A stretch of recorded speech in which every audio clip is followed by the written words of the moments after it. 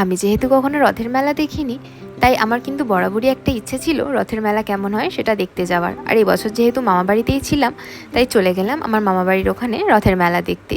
এই যে এখানে দাঁড় করানো ছিল 3টে রথ, আর এই এত মানুষের ভিড় ঠেলে আর দুপাশে দোকানে কী কী জিনিস বিক্রি হচ্ছে সেসব দেখতে দেখতে অবশেষে পৌঁছালাম জগন্নাথ দেবের মাসির বাড়ি। ভেতরেও কিন্তু ছিল মারাত্মক পরিমাণে ভিড়। তো যাই হোক, এই ভিড় ঠেলে যখন ভেতরে গিয়ে দেখলাম এত সুন্দরভাবে জায়গাটাকে সাজানো, তো তখন মনে হচ্ছিল এই ভিড় ঠেলে ভেতরে ঢোকাটা সত্যি সার্থক হয়েছে।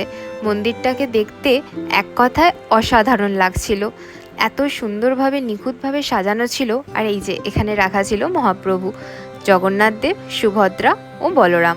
এটা কিন্তু ছিল আমার মামাবাড়ি, অর্থাৎ মেদিনীপুরে জগন্নাথ মন্দিরের কাছে রথের মেলা। তোমরা কে কোথায় কোথায় রথের মেলা দেখেছো কমেন্টে কিন্তু অবশ্যই জানিও।